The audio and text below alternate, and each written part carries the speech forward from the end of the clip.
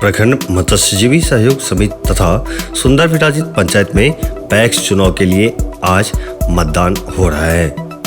मत्स्यजीवी सहयोग समिति के चुनाव के लिए प्रखंड परिसर स्थित टीपीसी भवन में 2 मतदान केंद्र बनाए गए हैं और यहां दोनों बूथों पर आज कुल 718 मतदाता अपने मताधिकार का प्रयोग करेंगे। इसी तरह सुंदर विराजित पंचायत में पैक्स चुनाव के लिए पंचायत भवन परिसर में 2 मतदान केंद्र बनाए गए हैं और यहां दोनों मतदान केंद्रों पर 1185 मतदाता अपने मताधिकार का प्रयोग करेंगे।